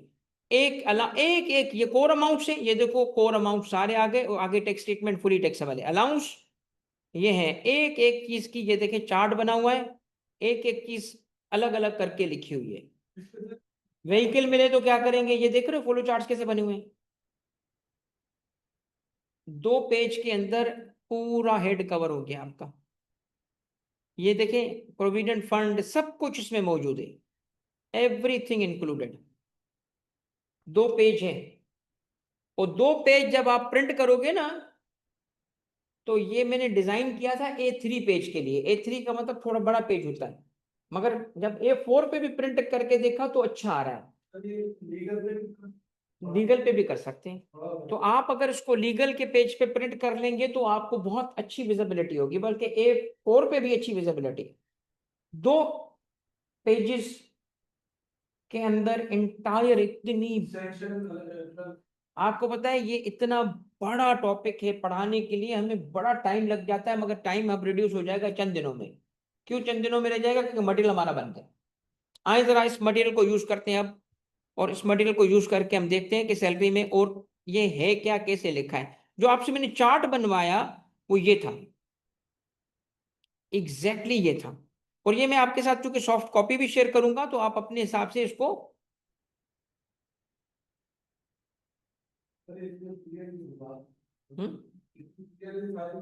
हर चीज मौजूद है इसके अंदर। सैलरी के बाद पहला बॉक्स देखिए क्या लिखा है, any amount received by an employee from any employment whether of revenue, और ये पहला जनरल पॉइंट था। उसके बाद इंक्लूड, अब क्या इंक्लूड है ये देखिए, number 1 core amounts, number 2 allowance, 3 perquisite, 4 reimbursement, 5 और आखिर में 10। ये मैंने आगे पीछे किए हैं, मगर आप अपने हिसाब से ऑर्डर बनाओ। पहले अमाउंट पे आते हैं, पढ़ना शुरू करते हैं। पहला क्या है? Core amounts. कोर अमाउंट्स, आए जरा कोर अमाउंट्स को, इधर एक मैंने बॉक्स बनाया हुआ है, ये कोर अमाउंट्स का बॉक्स भी बनाया हुआ है, और आगे टैक्स स्टेटमेंट लिखी हुई है। ये जरा देखें, ये है कोर अमाउंट आपका, लॉ में ऐसे लिखा है। इसका मतलब क्या है? ये वो इनकम्स हैं जो फुली टैक्स होगी, एम्प्लॉयर से ये मिले तो फुली टैक्स होगी। तो अगर सिर्फ इतना भी याद हो ना कि ये कोर अमाउंट वाली कैटेगरी है, तो बाकी ट्रीटमेंट आपको वैसे ही पता चल गई, फुली टैक्स होगी। पहला अमाउंट क्या लिखा है? पे। पे का मतलब क्या? Basic salary, wages, daily wages, contract employee को जो मिलती हैं। तो वेजेस या पे कोई ना हो, कोई और नाम लिखा हो एम्प्लॉयर का। लीव पे, लीव पे क्या है? लीव पे अगर एक बंदा छुट्टी पे है और फिर भी सैलरी मिल रही हो, लीव पे। आगे क्या लिखा है? पेमेंट इन ल्यू ऑफ, ये लीव इनकेशमेंट की तरह है। Payment in lieu of leave का क्या मतलब है? Payment in lieu of leave यानी लीव ना करो। इन ल्यू का मतलब है instead, instead of leave. Instead of leave आपने काम किया, आपको सीएल कितनी मिलती है ऑफिशियली? 2 साल के कितने? अब अगर सपोज करें कि एम्प्लॉयर की पॉलिसी ये है कि जितनी छुट्टियां नहीं करोगे तो वो क्रेडिट होती जाएंगी, और साल में रिटायरमेंट पे आपको मिलता है ऑप्शन, बेनिफिट मिल जाता है, पैसे में कन्वर्ट हो जाता है। उसको क्या कहा? Payment in lieu of leave, leave encashment की तरह है। फिर क्या है? ओवर टाइम पेमेंट, जो हमें नहीं मिलता, मगर प्राइवेट सेक्टर में तो है ना भाई।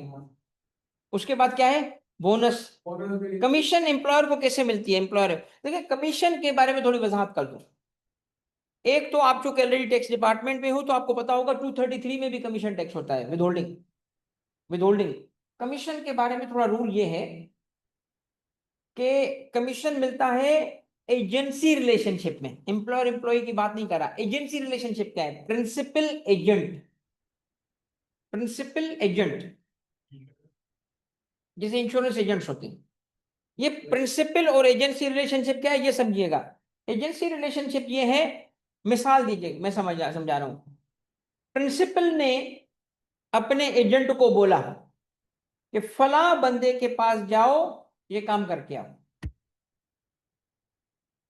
क्योंकि वो तीसरे बंदे ने मुझे पैसे दिए हैं काम करने के लिए, तो मैंने खुद काम करने के बजाय एक एजेंट के थ्रू काम कराया। इसका मतलब सिर्फ एम्प्लॉयर एम्प्लॉय रिलेशनशिप नहीं होता, एजेंसी रिलेशनशिप भी होती है। आपके पास आती है इंश्योरेंस एजेंट की कॉल, सर लाइफ इंश्योरेंस, तो क्यों आपको कॉल करा है? बोल रहा है मैं स्टेट लाइफ से हूं, हालांकि नहीं है, वो उसका एजेंट है, क्योंकि स्टेट लाइफ में इसको कहाँ ही करूं, उसके बिहाफ पे कर रहा है। खुद तो पॉलिसी नहीं दे रहा ना, पॉलिसी तो एजेंट वो देगी कंपनी, क्योंकि वो कंपनी का एजेंट है, इसमें कवर नहीं है, ये समझाना था। एजेंसी रिलेशनशिप में मिलने वाला कमीशन सैलरी सेक्शन 12 में नहीं आएगा, क्योंकि वो तो एजेंट है, एम्प्लॉय थोड़ी है। अब इसका मतलब क्या है सुनिएगा, कमीशन सैलरी में कब आएगा? जब एम्प्लॉयर दे। प्रिंसिपल एजेंसी नहीं हो, एम्प्लॉयर एम्प्लॉय रिलेशनशिप हो। अब मेडिकल रिप्रेजेंटेटिव्स क्या होते हैं, एम्प्लॉयज होते हैं, एजेंट्स होते हैं? एम्प्लॉय होते हैं। एजेंट भी हो सकते हैं, उनकी मर्जी क्या बना रहे हैं उसको। यानी जरूरी है रिलेशनशिप तय करना दो पार्टीज के दरमियान। अगर एम्प्लॉयमेंट रिलेशनशिप है और कमीशन मिला, सैलरी। प्रिंसिपल एजेंट रिलेशनशिप है, 233।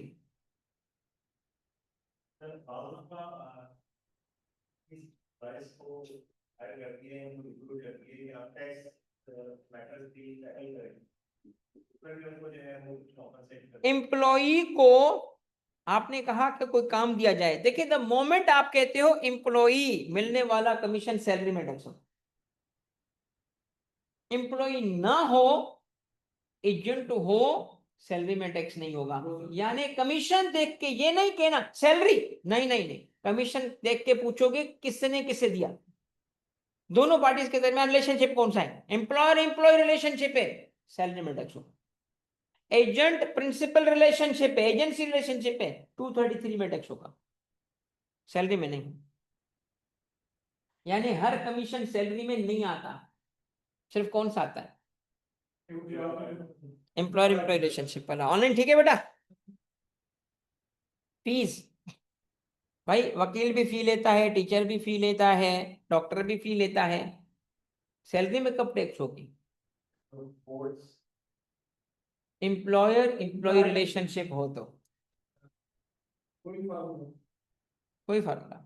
आपने बड़ी अच्छी मिसाल दी, डायरेक्टर्स को मीटिंग फी मिलती है कंपनी से, मीटिंग फी। बोर्ड मीटिंग में आओगे तो मीटिंग फी मिलेगी आपको, ये साइड में टैक्स करेंगे आप सैलरी में। क्यों? Employer employee relationship. फिर एक वर्क कंडीशन सप्लीमेंट मिलता है, सप्लीमेंट होता है सैलरी का। वर्क की कंडीशन की नोयत ऐसी थी,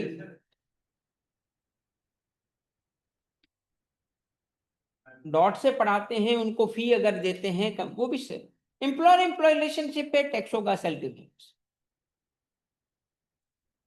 सप्लीमेंट होता है आपके इनकम में अगर आपकी वर्क की कंडीशन ऐसी हो जो आगे देखो अनप्लेजेंट, डेंजरस हो, क्योंकि वो आप काम करोगे नहीं। मसलन डेंजरस की एग्जांपल आप, जैसे फ्लड है और रेस्क्यू वर्कर्स हों, तो रेस्क्यू वर्कर्स में से जो एक्चुअली जा रहे हैं, सेव कर रहे हैं, उनको पैसे मिले ज्यादा। माइंस, मिनरल्स, माइंस, माइनिंग होती है, उसमें माइन दब जाती है, लोग मर जाते हैं, डेंजरस है। केमिकल प्रोसेसिंग है, रेडियो एक्टिव किस्म के केमिकल हो, तो फिर अनप्लेजेंट केमिकल प्रोसेसिंग हो, हीट की वजह से, स्मेल, या अनप्लेजेंट हो, तो लोग काम नहीं करेंगे ना। तो इंसेंटिवाइज कैसे करते हैं, आपकी सैलरी अलग, सप्लीमेंट अलग। तो ये सप्लीमेंट भी क्या बनेगा, सैलरी। एम्प्लॉयर से मिल रहा है, बेहतरीन, सीख गए हो तुम अब, क्योंकि एम्प्लॉयर से मिल रहा है भाई। अब ये सारे अमाउंट्स क्या है, fully taxable, four amount. Last वाले में छोड़ो छोड़ो छोड़ो, अलाउंस छोड़ो, मैं आपको एक एग्जाम्पल देता हूँ। बलूचिस्तान में एक माइन है और उस माइन में अंदर जाके वो मिनरल निकालने हैं, और अंदर कोई 10 किलोमीटर तक अंदर जाना पड़ता है। तो अगर आप 10 किलोमीटर तक अंदर गए और वो टनल सा होता है, खुदा न खास्ता अगर दब गया तो बंदा गया, बीच में दब गया तो रास्ता बंद। ऐसा हुआ भी एक दो दफा, हमने सुना भी है। तो अंदर वर्कर डेंजर ले रहा है। तो अगर एक वर्कर था जो कि बाहर माइन में, अंदर नहीं बाहर काम कर रहा है, उसकी सैलरी है सपोज करते हैं 40,000, और जो माइन में अंदर जाके काम कर रहा है उसकी सैलरी 1,40,000, तो 1,00,000 रुपए किस चीज के मिले, work condition supplement.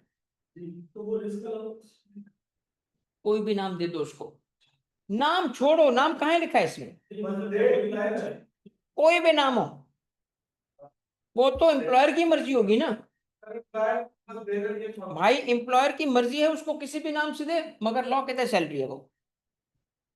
Fully tax होगा, फुली टैक्स होगा।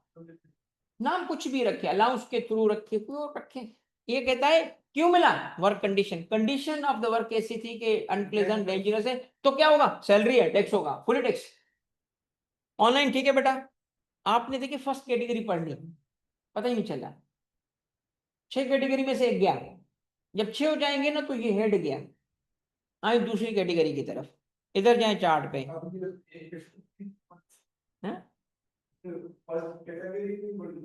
सेकंड कैटेगरी क्या है, अलाउंस।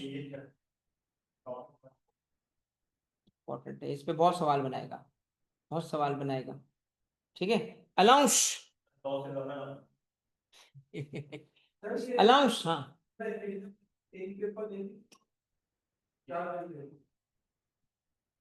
अलाउंस क्या है, दो बातें होंगी इसकी। आए इसकी कैटेगरी खोलते हैं, ये इसकी कैटेगरी है, इसकी कैटेगरी ये है। पहले तो देखिए नाम क्या क्या आ रहे हैं, नाम देखो, amount of any allowance provided including following, कौन से, कॉस्ट ऑफ लिविंग अलाउंस, इसको कोला बोलते हैं, Cola, Cola, COLA, Cola, cost of living allowance. क्या होता है कॉस्ट ऑफ लिविंग अलाउंस, ये अलाउंस इसलिए दिया गया कि आपकी कॉस्ट ऑफ लिविंग बढ़ गई। मसलन सखर RTO में एक बंदा पोस्टेड है, सखर में रेंट कितने, कराची में कितना, इस्लामाबाद में कितना, अलग अलग है ना। वहां वो बेचारा जो था 60,000 में भी खुश था, इधर 60,000 रुपये में भीख मांगनी पड़ती है उसको, क्योंकि 40,000 तो रेंट बच जाएंगे उसके। तो अगर वो ट्रांसफर करके उसकी कॉस्ट ऑफ लिविंग बढ़ गई, तो जाएगा ना अपने एम्प्लॉयर के पास, गए भाई मुझे कुछ पैसे तो दो, तो वो पैसे कहलाते Cola, cost of living allowance, fully tax है। उसके बाद है डियरनेस अलाउंस। डियरनेस अलाउंस का मतलब है इन्फ्लेशन की वजह से जो अलाउंस मिले, फुली टैक्स है। सबसिस्टेंस अलाउंस, सबसिस्टेंस अलाउंस पे एक इंडियन केस सुने, इंडियन केस। सबसिस्टेंस अलाउंस की मीनिंग भी ज्यादातर लोगों को नहीं पता, मगर थोड़ी मैंने रिसर्च की तो एक इंडियन केस मिला, वहां से मुझे पता चला सबसिस्टेंस क्या है। सबसिस्ट करने का मतलब है मुश्किल से जिंदा रह पाना, हैंड टू माउथ, मुश्किल से जिंदा रह पा रहा है, सबसिस्ट कर रहा है। एक इंडियन गांव था जहां से एक बंदा थोड़ा मेहनती था, पढ़ा लिखा, जॉब ले ली, चला गया मुंबई। जब पहुंचा एम्प्लॉयर के पास तो उसको पता है क्या बोला, सर जी गांव से आया हूँ, ये मैं, कंपनी ने मुझे एम्प्लॉयमेंट दी थी, अब मसला ये है कि मेरे पास जितने पैसे थे ना वो किराए में चले गए हैं, अब आप मुझे तनख्वाह दोगे 1 महीने बाद, तब तक मेरे पास खाने पीने के पैसे भी नहीं है। उन्होंने कहा ये क्या बात हुई, तो आपके तो अच्छे खासे पैसे बनेंगे, कहते हैं वो अच्छे खासे तो महीने के बाद बनेंगे, मैं 30 दिन क्या करूंगा, तो मुझे कुछ पैसे दे दो। तो उस कंपनी ने उसको, क्योंकि वर्कर उनको अच्छा लगा, उन्हें पैसे दे दिए सैलरी के अलावा। केस बन गया, इनकम टैक्स डिपार्टमेंट ने कहा कि ये पैसे सैलरी है। उस बंदे ने कहा नहीं ये सैलरी थोड़ी थी, ये तो उन्होंने मेरी मदद की है। तो वहां ये केस डिसाइड हुआ कि ये भी सैलरी है, और नाम पड़ गया उस पर सबसिस्टेंस अलाउंस। यानी फर्स्ट सैलरी मिलने से पहले अगर कोई इतना गरीब हो कि उसको खाने पीने के पैसे दिए जाएं, तो वो भी सैलरी है, सबसिस्टेंस अलाउंस उसको कहते हैं, सही। उसके बाद क्या है, हाउस रेंट अलाउंस, HRA, ये भी सैलरी है। यूटिलिटीज के लिए दिए जाए, एजुकेशन अलाउंस, किसकी एजुकेशन, हमारी या हमारे बच्चों की हमारी होती तो हम फिर पाए कैसे नौकरी में भाई, बच्चों की।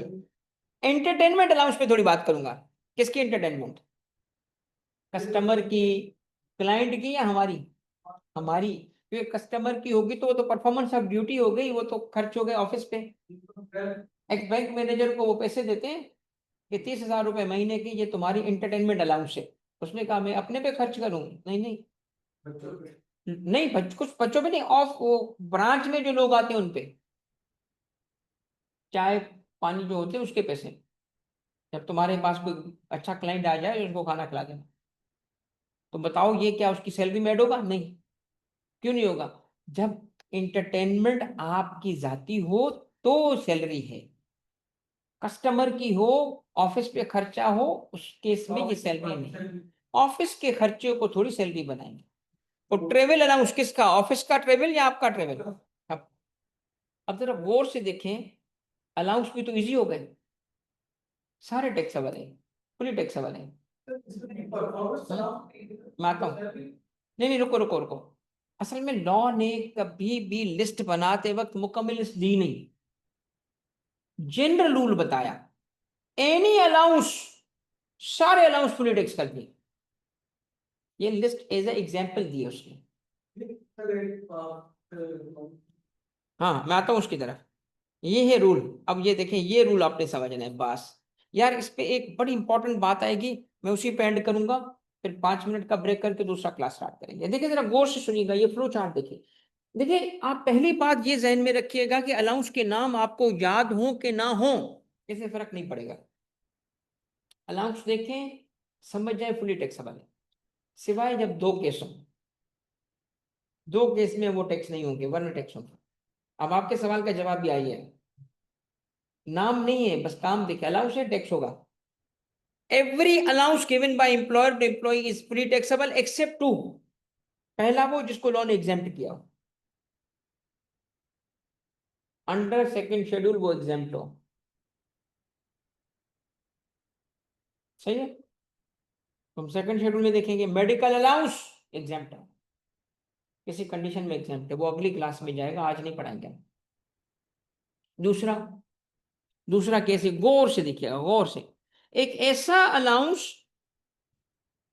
जो सोली इसलिए दिया गया ताकि आप ड्यूटी पे खर्च करो। हमारी कभी कभी वो ड्यूटी लगती है ना बाहर, वो असरार रऊफ साहब ने भी एक दफा लगाई थी, और रिटर्न फाइल करने पे वो पता नहीं क्या, जो शुरू शुरू में मैं भी, मुझे वो राहत मिल के याद है आज भी। मुझे वो नहीं क्या बोलते थे उसको, टीएफडी पता नहीं क्या बोलते थे, कियोस्क कियोस्क लगवाए थे रिटर्न फाइल बढ़ाने के लिए, मार्केटों में जाए। टीमें बनाई थी कि जी आप फलाने मार्केट में, आप फलाने मार्केट में। तो नए नए हम ऐसी थे, तो मुझे जो ड्यूटी लगी थी वो डिफेंस के एक जगह पे राहत मिल्क वाले के पास लगी थी। तो उनका जी आपका डेस्क यहाँ लगेगा। तो हम वहां पहुंचे, तो मुझे थोड़ी थी कि यार मैं डिफेंस में नहीं रहता, गरीब इंसान हूँ, मैं तो इधर सरकारी केडीए में रहता हूँ। सर्वे सर्वे नहीं, वो रिटर्न फाइल की फैसिलिटेशन थी, रिटर्न फाइल की फैसिलिटेशन थी। तो हाँ, रिटर्न फाइल की फैसिलिटेशन डेस्क लगाया था। तो मुझे ये था कि यार ये डेस्क, जो मेरे साथ जो स्टाफ मेंबर थे, हम बैठे, हमने कहा यार ये डेस्क वैसे करने का सर, टेंशन ना लें, हम पहले भी ड्रामा कर चुके हैं। मैंने कहा अच्छा फिर शुक्र है, फिर शुक्र है, फिर सही है, तुम लोग हो ना, उनके हम संभाल लेंगे, आप टेंशन ना लें। मुझे टेंशन हो रही थी कि मैं जाके बोलूंगा क्या यार, मैं असिस्टेंट कमिश्नर आया हूँ, वो कि यार असिस्टेंट कमिश्नर देख यार, है ना। तो फिर हुआ ये कि हमने वो राहत बिल्कुल बिल्कुल पता नहीं जो भी था, उसको कॉल की, उस हमारे स्टाफ मेंबर ने, उसने कहा सर मोस्ट वेलकम आप आए। उस बेचारे ने बड़ा फैसिलिटेट किया कि शाम तक वहां पे बैठे रहे। तो उसने कहा आप सब अपना सामान मेरे पास बंद करके रख के जा सकते हैं, सुबह आइएगा हम देंगे आपको। वो कंप्यूटर के लिए इलेक्ट्रिसिटी उसने दे दी। आप सपोज करें कि हमारा डिपार्टमेंट अगर वाकई ऐसी फैसिलिटेशन करे, तो ये बुरा आइडिया नहीं है, मैं उसको अच्छा आइडिया समझता हूँ। लोगों को फैसिलिटेट करना, आते जाते बंदे को एजुकेशन देना, मगर उसके लिए थोड़ा खर्चा भी तो होगा ना यार। खर्चा नहीं होगा? वो बेचारे राहत मिल्क वाले की मेहरबानी कि उसने हमें टाइम, उसने अपनी बिजली दी, जो हमने उसकी बिजली चोरी की। ब्लड कलेक्शन के लिए, सैंपल के लिए, लड़के लड़कियां देखते हो वो आगे, वो मैं तो जब भी मेरे बेटे को परफ्यूम का अभी उम्र पे गए ना, तो उसने हर जगह पे वो सेंट नहीं होता, पर्ची क्या होता है बना हुआ ये पेपर का, तो वो लगा के उसमें दे रहे होते हैं, तो वो तो कलेक्ट करता फिर रहा था, पापा ये ले लेते हैं, पापा ये ले लेते हैं। वो सैंपल है ना, और उसमें वाकई आपको नहीं पता होता कोई अच्छी प्रोडक्ट हो, तो फिर तो अच्छी बात है ना, तो हम भी तो प्रोडक्ट बेचते हैं ना, टैक्स। हाँ हाँ, हमारे भी कस्टमर है वो। आपको पता है एसआरबी में मुझे जो उन्होंने एक्सटेंशन, कॉल एक्सटेंशन दिया ना, एक्सटेंशन टेलीफोन, वो किसी वक्त कॉल सेंटर का हुआ करता था। कॉल सेंटर एजेंट्स होते हैं ना, उनका कॉल सेंटर का नंबर था, जो मुझे ना मैं वहां पे था, तो मेरे पास वो था। उन्होंने क्या किया, फिर मैं जब चला गया एफबीआर में वापस, तो काफी साल फिर एफबीआर में रहा, तो नंबर खाली था, उन्होंने कॉल सेंटर को दे दिया। फिर मैं वापस आया, तो उन्होंने कहा यार सर का तो वही पुराना दे दो, उन्होंने वही दिया, अब कॉल पे कॉल आती है। कॉल उठाए, आप लोग हमारा काम नहीं करोगे। अब मैं, पता है मुझे पहले क्या लगता है यार, गुस्सा आता था यार, क्या मैं डांटे जा रहा है बंदा, बिलीव नहीं। फिर मुझे लगा नहीं नहीं नहीं, सुन तो सही, बात तो सुन इनकी, बात तो सुन। अब यकीन करो, जब कॉल आती है ना तो मैं समझ जाता हूँ, कॉल सेंटर में उसको बोलता हूँ सर, जी सर, जी सर, सारा काम दिल से सुनता हूँ। यार वाकई उनके छोटे छोटे मसले हैं यार, बहुत छोटे छोटे मसले होते हैं। जी सर, अच्छा सर, ये ओके सर, मैं देखता हूँ। अब मैं सारी डिटेल लेता हूँ पेपर में। फिर वो पीए को बुलाता हूँ, पीए भी मेरा समझ गया है कि यार सर ने, और उसको मैं पिक्चर बना के कॉल सेंटर वाले को, जो जहाँ पे रजिस्ट्रेशन के काम होते हैं, पिक्चर भेजता हूँ, पीए को बोलता हूँ अभी काम करा के, नंबर लिया होता है, फिर मैं उसको कॉल बैक करता हूँ। अच्छा भाईजान, आपने काम कहा था, बट पहले मैं अपना तारुफ करा दूं, मेरा नाम तारिक तन्यो है, मैं कमिश्नर हूँ। अरे सर माफ कीजिएगा, मैंने, नहीं नहीं, मैंने कहा मैंने आपका काम करा दिया है, मैं आपका काम करा दिया, इतनी दुआएं देते। तो सर अब तो पता है यार, वो कुछ चार्टर्ड अकाउंटेंट हैं, कोई भी कुछ फर्म से। अच्छा, मुझे अभी एक ऐसा सेक्टर दिया उन्होंने, बड़ा गंदा, मैं ले ही नहीं रहा था, मगर वो सीनियर्स ने कहा, मेंबर साहब ने कहा कि नहीं आपने लेना है। तो फिर मैंने कहा ठीक है सर, मुझे अपनी टीम दे। उन्होंने कहा टीम ले ले, गंदा सेक्टर, गंदा, गंदा सेक्टर। तो मैंने कहा सफाई करनी है तो मुझे लोग भी तो दो सफाई वाला। टीम तो अच्छी, तो उन्होंने मेहरबानी की, टीम अच्छी दी। अब उसकी सफाई करने के लिए लग गए हम लोग, के भाई गंदे सेक्टर को साफ तो करो। तो मार्केट में आवाजें हो गई, मुझे वो डीसी बता रहा था, कहता है सर वो एक एडवाइजर आया बता रहा था कि यार एडवाइजर्स में आवाजें लग गई हैं कि भाई तारिक तो जो कमिश्नर है, सबके काम अब होंगे, जल्दी जल्दी काम करा लो, जिसका भी काम होगा होगा, रोकेगा नहीं। तो मैंने कहा यार ये हमारे लिए इज्जत की बात है, फिर ये ऑनर है कि अगर लोग ये समझते हैं कि काम होगा, जायज काम है तो होगा, ठीक है।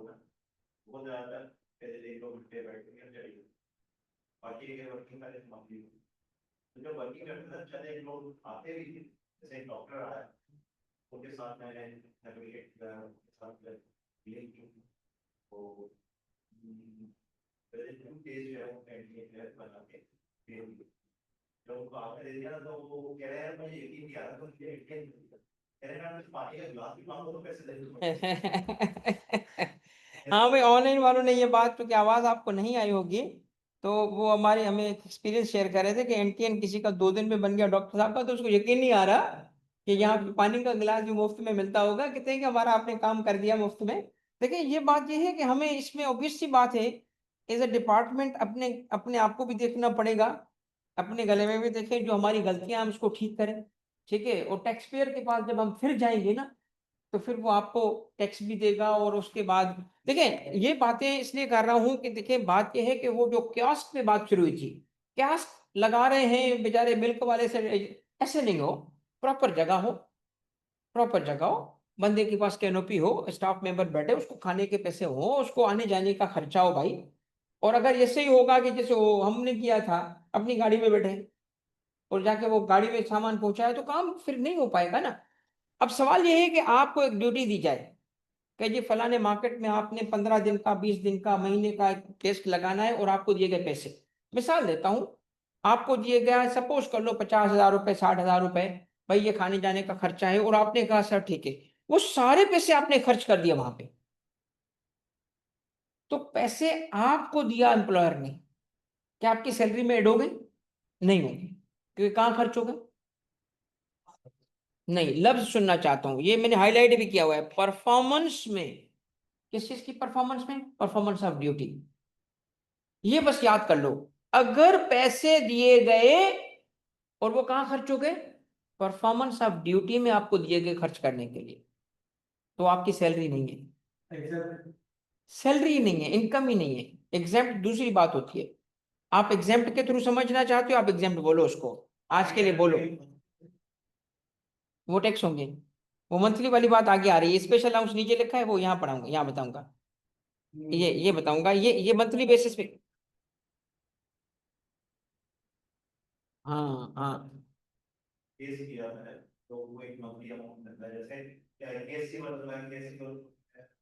बिल्कुल आ रहा है, बिल्कुल आ रहा है, ऐसा है, बिल्कुल आ रहा है। सुनिएगा मेरी बात, तवज्जो सुनिएगा, बस लास्ट पॉइंट तक पहुंच चुका हूं। इसका मतलब अलाउंस अगर मिले फुली टैक्स होगा, सिवाय दो केसेस के, या तो एग्जेम्प्ट हो अंडर द लॉ या परफॉर्मेंस ऑफ ड्यूटी में खर्च हो जाए। मगर परफॉर्मेंस ऑफ ड्यूटी के लिए फिर दो रिक्वायरमेंट्स हैं और। क्यों? क्योंकि पहले एक एग्जेम्पशन हुआ करती थी स्पेशल अलाउंस के नाम की, जिसमें लिखा था कि अगर वो जो आप कह रहे थे ना, वो जो इसमें अपना परफॉर्मेंस अलाउंस की आप जो बात कर रहे थे, हमारे कमिश्नर है, मैं उनका नाम नहीं लूंगा, शुरू शुरू के, तो उनका अपना रिटर्न मेरे हाथे चढ़ गया, क्योंकि वो रिफंड्स, उन्होंने कहा था कि भाई रिफंड जल्दी जल्दी करो, 10,000 तक के रिफंड तो ऐसे ही निकाल दो भाई प्रोसेसिंग की। उन्होंने बड़ा जबरदस्त आइडिया, उनका बड़ा अच्छा था, मगर वो आइडिया इतना चल नहीं पाया कि 10,000 तक को तो बगैर डॉक्यूमेंट मांगे प्रोसेस करो और दे दो। उनका रिटर्न मेरे हाथे चढ़ गया, क्योंकि मैं भी उस डेस्क में बैठा था, जिया आगरो साहब में, वो एमटीयू में, उनका मैंने रिजेक्ट कर दिया। मगर चूंकि सिस्टम में ही था, बुलाओ बुलाओ, तुनियो को बुलाओ, तुनियो को बुलाओ, तुनियो मेरा रिजेक्ट। मैं कहा सर आपका जो है ना, आपने स्पेशल अलाउंस को एग्जाम्पशन क्लेम किए सर, आपको नहीं मिलेगी। ओ तुनियो क्यों नहीं मिलेगी? मिलेगी, देखो ये हमें इसलिए परफॉर्मेंस ऑफ ड्यूटी है। मैं कहा सर तो बहरहाल उन्हें कहा यार तुनियो से ये ना हटा दो, उन्होंने दूसरे को कहा, दूसरे ने उसका कर दिया। अच्छा वैसे उस वक्त काफी सारे कंफ्यूजन भी था, खैर उनका कसूर नहीं है कि उन्होंने कोई गलत एग्जाम्पशन क्लेम नहीं की थी, मैं सख्त अफसर था। मैं वो बाकी as a practice, as a special allowance जो मिलता था ना हमें, ये जो डबल मिलता था, ये एग्जाम्पशन में क्लेम जाता था, वो खत्म कर दिया क्योंकि मिसयूज हो रहा था, मिसयूज हो रहा था। लास्ट पॉइंट जी। जैसे हमें अक्सर जो है हमें लगता है कि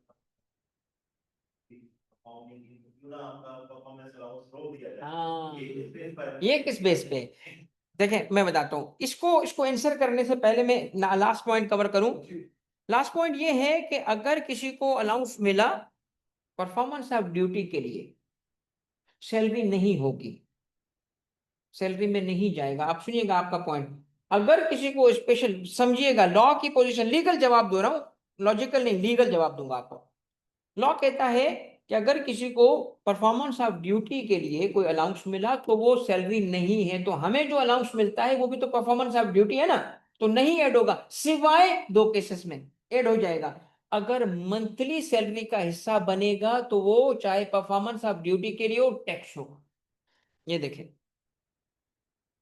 ये मंथली सैलरी का हिस्सा बनेगा ना, हर महीने मिलेगा, टैक्स होगा, चाहे परफॉर्मेंस ऑफ ड्यूटी के लिए क्यों ना। आपका मतलब आपके कहने का मतलब ये है कि जो मेरे से मैं ये एज्यूम करूं कि अगर मेरा परफॉर्मेंस अलाउंस जो है 3 महीने के लिए रुक जाता है तो वो मेरा जो है वो इससे एग्जाम्प हो जाएगा मंथली से। ये इंटरप्रिटेशन बन सकती है, मगर ये आप बात करें बॉर्डर लाइन की, मैं पहले सबको ऑन बोर्ड ले लूं फिर इसको डिस्कस करते हैं। बन सकती है इंटरप्रिटेशन। अब प्राइवेट सेक्टर है, एक बंदे को कहो जाओ भाई फलानी जगह पे फैक्ट्री में फायर सिस्टम सही है कि नहीं है विजिट करो, और ट्रेवल अलाउंस और बाकी उसको खर्चे दे दिए, मगर ये हर महीने कर रहा है वो बंदा, और हर महीने उसकी सैलरी में लग के आ रहा है, टैक्स हो जाएगा। हालांकि उसको मिल नहीं रहा, बच नहीं रहा, फिर भी टैक्स हो जाएगा। तो इसका तरीका क्या होता है? मंथली सैलरी का ऐसा ना बनाए, नीड बेसिस पे ले। 15 तारीख पे जा रहे हो 15 पे ले लो, 18 पे जा रहे हो 18 पे जाओ, 29 पे उसी वक्त लो। मंथली सैलरी का ऐसा ना बनाए, जहां मंथली सैलरी में लग के आएगा टैक्स हो जाएगा, चाहे वो परफॉर्मेंस ऑफ ड्यूटी के लिए क्यों ना हो। दूसरा पॉइंट, जहां वो नीड बेसिस पे मिल रहा है तो बच ना जाए, बच गया तो टैक्स होगा। अब जैसे 29 तारीख पे उसने फैक्ट्री विजिट की और उसको दिए गए 30,000 रुपए, वो 30 में से उसने 20,000 खर्च कर दिए, 10 उसने रिटेन कर लिए, ये 10,000 टैक्स होंगे। अब इन सारी बातों को मैं कनेक्ट करके आपको एक फ्लो चार्ट बना के दे रहा हूं, ताकि आपको ये मुकम्मल अलाउंस का पॉइंट भी समझ आ जाए। अलाउंस का रूल ये है कि सबसे पहले अलाउंसेस में सबसे पहले क्या आएगा? अलाउंसेस में सबसे पहले ये आएगा, पॉइंट नंबर 1 ये आएगा कि अलाउंसेस में क्या है? अलाउंसेस दो किस्म के हैं, एक वो जो एम्प्लॉय के सेल्फ के लिए, दूसरे वो जो परफॉर्मेंस ऑफ ड्यूटी के लिए।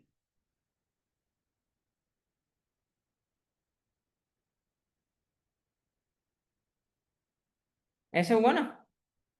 जो सेल्फ के लिए हैं वो फुली टैक्स होंगे। ये दूसरे किस्म का चार्ट बना रहा हूं, वो वहां नहीं था, ये बनाइएगा अलग से। सेल्फ के लिए हैं वो फुली टैक्स होंगे, सिवाय उस वक्त जब लॉ ने इसको एग्जेम्प्ट किया हो। इसकी एग्जाम्पल है मेडिकल अलाउंस।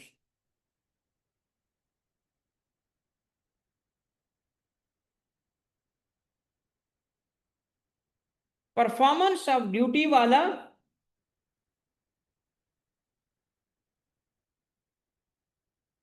एक केस में टैक्स हो जाएगा, एक केस में नॉट टैक्स होगा।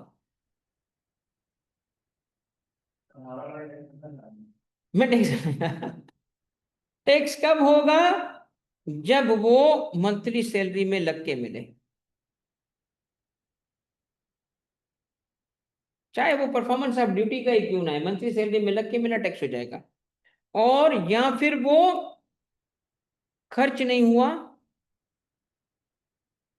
रिमेनिंग अमाउंट, जो अमाउंट बच गया, नॉट एक्सपेंडेड।